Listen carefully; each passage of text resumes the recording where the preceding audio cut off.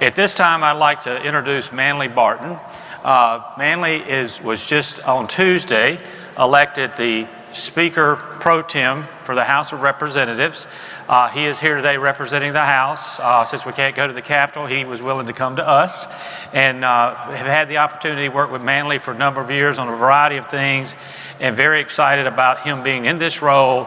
And we just want you to know we want to help you any way we can, and thank you so much for joining us this morning. Thank you so much.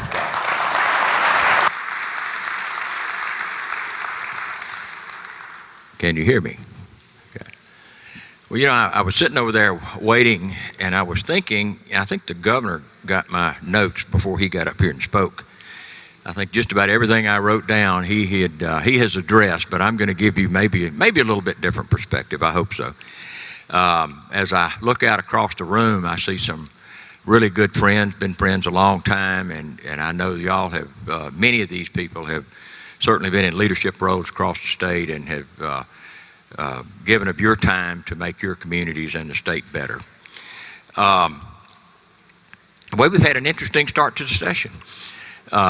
2 mornings in a row, people had to run out of the building. As I was pulling up this morning, I got to the Capitol around 9 o'clock. I had a couple of things to do early, and pull into the parking lot and hear people are running out of the building and blue lights everywhere. So I just kept on going. I just went on down the street and parked for a few minutes. And hopefully this isn't going to be a pattern. I think I heard yesterday at the end of the day there were something like 17 or 18 capitals across the country all got bomb threats yesterday. So, but maybe we'll go ahead and be able to get started, because we have a lot to do. We have a lot to do. As I was thinking about kind of what to talk about this morning, and listening to the governor talk a while ago, you know, if you go back and look at where we've been, go back 4 or 5 years ago, even 7 or 8 years ago, you know, we've accomplished a lot over that period of time. There's some really big things we've done. We've been able to come together and get some of these issues off the table. Some of these things should have been addressed long ago, but weren't for whatever reason.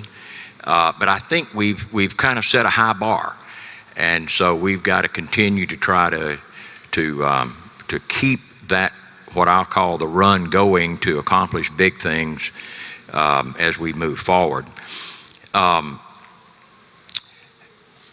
You know, the governor was talking about a couple of things that I think certainly this group can help us with, and as y'all all well know, we have some issues that are facing us that I think certainly the Speaker has addressed, and I addressed in my speech to the House the other day. But things like health care, I mean, that's very important to y'all.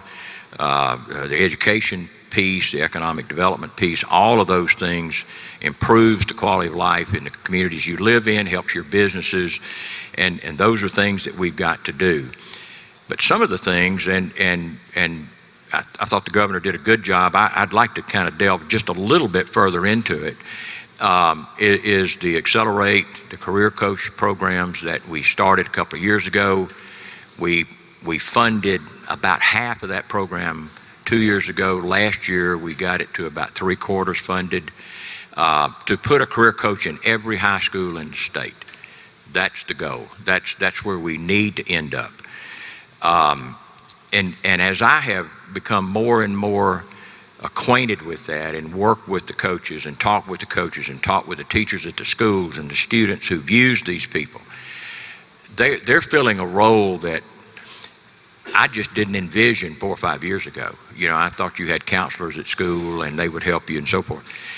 But the good thing, or maybe the great thing about the career coaches is they work for us. They work for the state. They work for you. They're paid by us. But they're in that school, but they also are in the community, and they have a relationship with the business community wherever you are. In Jackson County, I'm very familiar with that process there. And they have relationships with the industry in Jackson County, the shipyards, the refineries, the other businesses there. And they can match up these young people who want a career in whatever it might be with the industry, and set it up so that they can get tours and they can talk to people who work in that business. So it goes much beyond just a career person in a high school saying, you've taken this test and it looks like you'd be good at this field, And I'm not saying that's all they do, but that certainly was part of it. These people are going much beyond that and working with each individual student to try to help them find what they want to do and maybe what they're good at or what they have an interest in. But as a part of that whole process, which includes the coaches, 2 years ago, we started funding career and technical training, facilities and upgrades and vocational training at both the high school level and the community college level.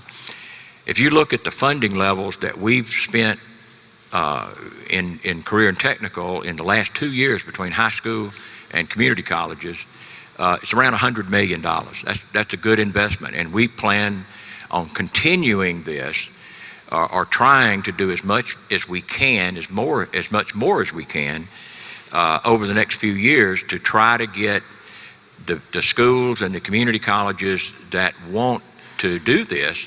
We want to give them the resources to do it and give this training and all to their students. In my area, the career and technical training and the vocational training money that we've given to the various communities there, the high schools and the community colleges, have been well received. They have expanded their facilities. They've added new programs. They, in some cases, we've given them money to upgrade not only the facilities but the equipment that they have to train people on. And the companies that I represent, the Chevrons and the Ingalls and the Bollinger Shipyards and these guys, they love this because they have an opportunity in some cases to hire some folks right out of high school that have the training to go straight to work at the shipyard. And that's something that we need to continue because everybody's not going to go to college. We know that.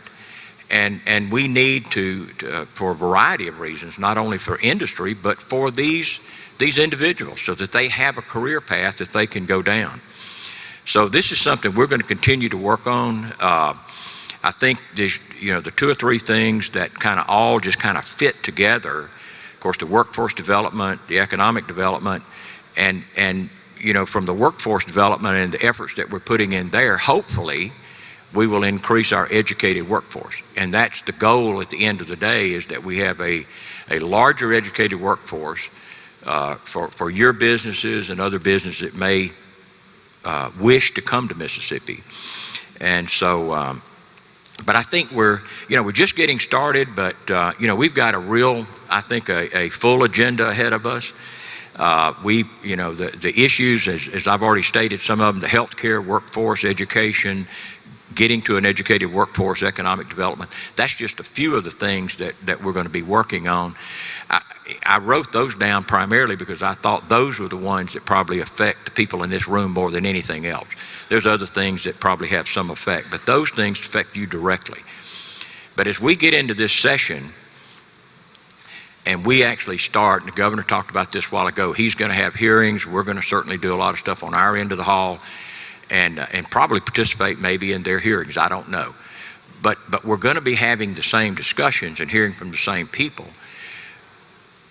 But it is important, vitally important, that we hear from y'all.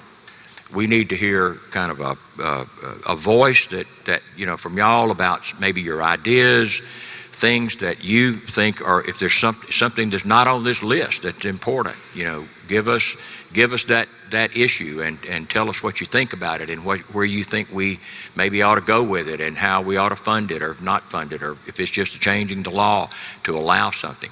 But at the end of the day, you represent one of the largest groups in the state of businesses. So, you're as the governor said earlier, the Chamber of Commerce.